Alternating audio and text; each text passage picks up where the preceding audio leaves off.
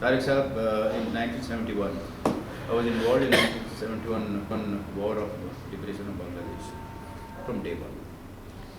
From By day one you mean March? 26 March. 26 March. Until the 16th of December 1971.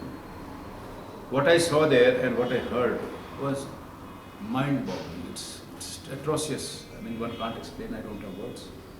Whenever I start thinking about that, my heart, my throat gets choked. Women were raped in front of their husbands, their parents. The girls were picked up. They were raped and mutilated. Minutes were vented in their vaginas. Small children were thrown in the air and pierced with the bayonets. Old people were flogged, they were killed, and the unending story. You can't really say that what has happened. Can a human being do such a thing? And you are a Pakistani and you are a very prominent citizen of the world. So I want to know that what was happening in Pakistan when 71 war took place, particularly 26 March. What were they feeling? Because suddenly, army can't be going against their own citizens and killing them in thousands and lakhs. I don't think the Pakistan army considered Bangladeshis or East Pakistanis as its own citizens.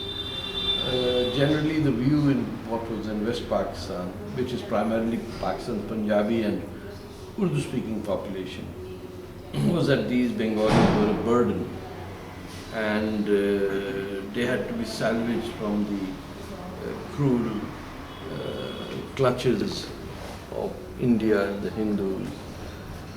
There was a very condescending view of Bengalis amongst Pakistan's Punjabi and Urdu-speaking class. They had quite a lot of contempt for them, which is very ironical because the only part of Pakistan that in the 46 election that voted for Pakistan in all of India was Bengal. That's the only place the Muslim League had a ministry. But from day one, I mean, the Bengalis were literally day one, because Sayyid Sohrawardi, the Prime Minister of Bengal, was supposed to be the Prime Minister of Pakistan, but he was denied entry. And because he was involved in work with Gandhi in Calcutta, his entry or his citizenship was revoked. In fact, his membership in Pakistan's parliament was revoked. So he couldn't be Prime Minister. So this needs to be understood by people, that the contempt that fairer skinned Pakistanis had for darker skinned Bengalis and almost bordered benevolent hatred, if that can be. It's like the white slave owner being nice to black slaves, Of course, there must have been nice people in Texas or Alabama, but this was the nature, and the fact that the part of the country, the majority that created the country, was denied a place, was denied a capital, was denied its place as producing the first Prime Minister, and someone who had no standing in Pakistan, Liaquat Ali Khan, gentleman who migrated from Haryana, what is Haryana now, Panipat. He became the Prime Minister of Pakistan. He did have a seat from any place in Pakistan. And to get him into parliament, they had to have a by-election in East Pakistan. Once again, a Bengali was asked to vacate. Yes, 24 members. Yeah, and so he got elected. You have to understand that from day one, I'll give you an example of a veteran politician called Moni Singh from the Communist Party. Yes. He was arrested the day Pakistan was made, and he only got out of jail the day Pakistan ended. That's when he got out of prison. So Pakistan's first 25 years, I'm giving that just as an example of how Pakistanis never thought of East Pakistan as Pakistan. So the day General Yahya Khan came on television, I was sitting in the Karachi Press Club. And it's very strange. The handful of us who were Mukti Bahini, I was with the National Awami Party, Professor Muzaffar and Motia Chaudhry. These were, I think they're both alive. I'm not sure. Motia is still alive. I think both have died. Motia Chaudhary, I think she's in cabinet. Mati Chaudhary, I think. Motia. Anyway, so we were more traumatized at the liberation of Bangladesh, even though we were supporting liberation, than any of our very rabid pro-Pakistani colleagues who didn't show any, not even shock and defeat. Nobody cried. No, it was life just went on. And the term I remember used widely was "Chalo bhuke Bengali jaan chhuti hai." Everyone had the same reaction. साल में साला cyclone आता है, अब देखेंगे हिंदुस्तान अब उनके गले पार डाल तो देखी जाएगी. I didn't meet a single person after 1972, 16th December. One thing I do remember, Pakistan's currency got demonetized. So everyone could bring in, I think, 5,000 rupees to get changed into legal money. So Pakistan's black money floated down the various gutter lanes and streams around Karachi. You'd stand on a bridge and you see just money flowing away because hundreds of thousands of rupees turned into White money. No, it became useless. It was useless. Demonetization hui. There was a lot of chaos in the last days of the war. Just after the war, there was a mutiny of military cadets in Karachi. Just after the war, General Gul Hassan tried to stage a coup in February 1972. I was in, by that time I was in Pakistan television, Rawalpindi. I witnessed the chaos. So nobody gave a damn. They held hostages, Bengalis were held hostages, some in camps, others who were still working, colleagues of mine in Pakistan television, were treated like trash. Some of us went out of our ways to make them feel, So your editor is a Bengali and suddenly he's your enemy, he's an enemy combatant. Right? It was it's very unique experience in a way to go through a post-war defeat, which is being taken as a victory. Yeah. But the thing is that basically, when the things were happening, that 30 lakh people were killed, 4 lakh women. Nobody believes that even now. No Pakistani. But believes even Hamidur Rahman reports say that. Nobody believes Hamidur Rahman. Nobody reads. Nobody believes anything. I see. Everyone's history in Pakistan is taught to them by some amateur grandmother, or some lousy textbook, or some vivid imagination of a glorious past that will soon emerge for them to take Qutub Minar back where it belongs. That's the Punjabi Muslim mindset, because they don't know even who they are. They don't speak their own language. They have in fact prohibited the use of Punjabi even in the Punjab Assembly. So if you're so dysfunctional that you don't know who you are, that's not a person who comes up with an open mind, willing to have any sort of remorse over crimes committed by their parents' generation. I don't blame people now for what the parents did, but I do blame them when they continue with the lie. Okay. Basically, what had happened is that in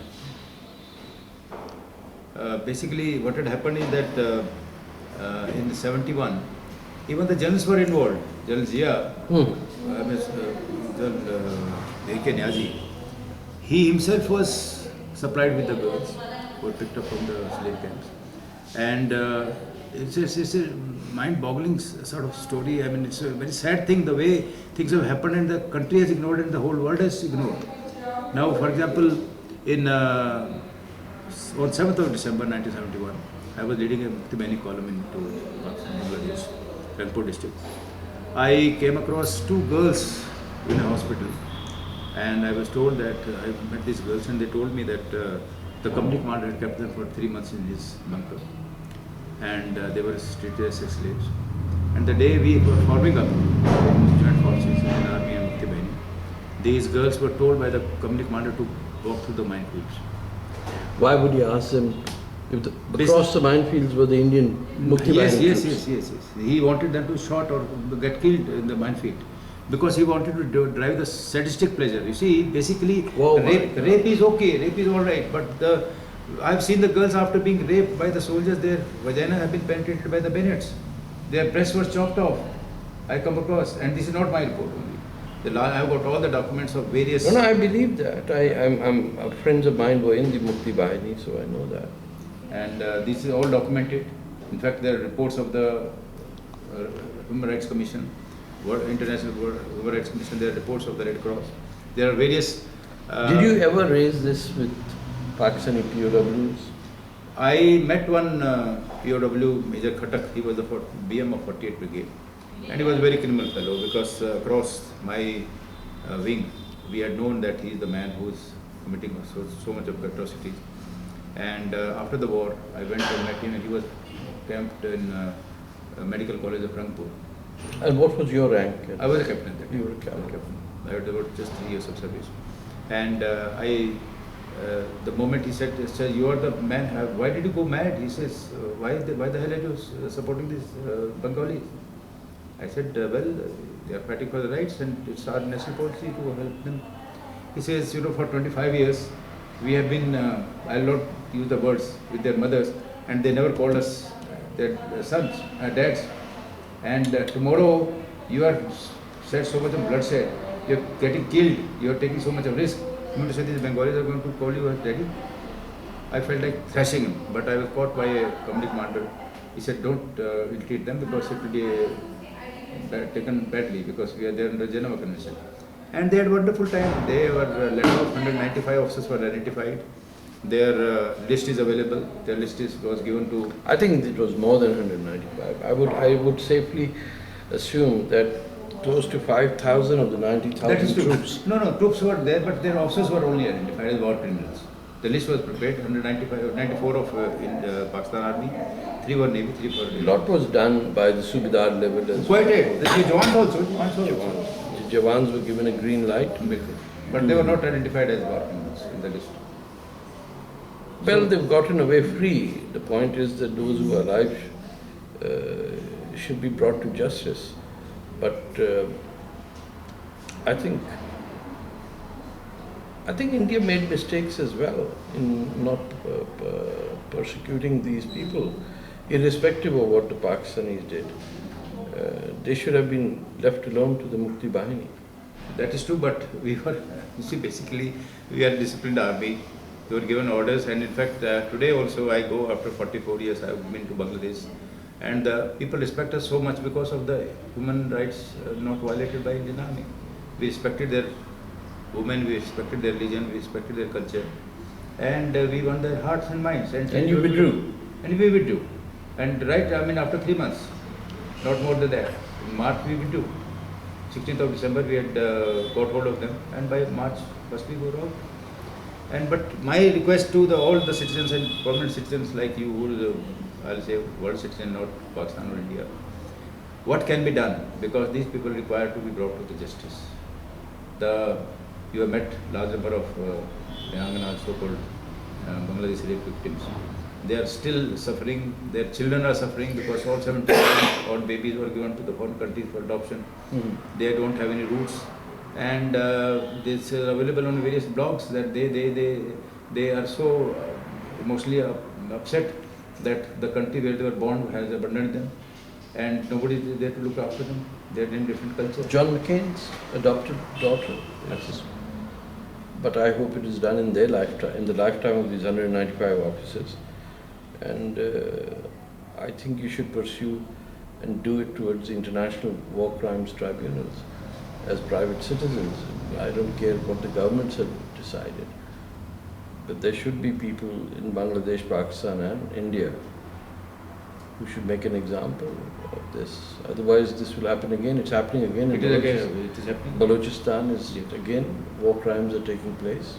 In fact, I feel if Otherwise this will happen again. It's happening again. it is happening. Balochistan is again, war crimes are taking place. In fact, I feel if the 200 officers were punished at that time, they would have learnt a lesson. They Yeah. wouldn't have repeated the same thing in Balochistan and elsewhere. Yeah. And unfortunately, India and Bangladesh, they thought that there will be peace and tranquility, and because of that, they were let off. As long as there's Pakistan, there will be no peace. You can have peace or you can have Pakistan. You can't have both. What resulted from an amputation, you don't grow your arm back. Human beings are not lizards, you know. As a prominent citizen, what message you would like to give to the masses in the world as to how should we proceed further for getting these people, 200 odd officers, to justice? So he's alive now. I think the International Criminal War Crimes Tribunal and the Criminal Court in The Hague should take up these cases. They've taken up cases of, Serbian and Bosnian war criminals have been punished. People in Sierra Leone and Liberia who have committed crimes have been taken to court. That is the legal way to do it. Some prominent foundations in India, flush with money for development and thinking, they should put their act together and fund people like you to go to Holland to find out what is or at least hire an international lawyer. Because we may have the best of motives, but we don't have The money best to- of expertise. तो वो करना क्या है, ये भी तो है ना. ये तो आराम से रह रहे हैं 100-200 लोग जो हैं. They looted Bangladesh. They looted Pakistan. But before they went looted Bangladesh, they already looted Pakistan. They're still looting. यानी आप सोचिए कॉर्नफ्लेक्स से लेके न्यूक्लियर मिसाइल बनाती हैं. Yes, It's a military industrial complex. Raping women is just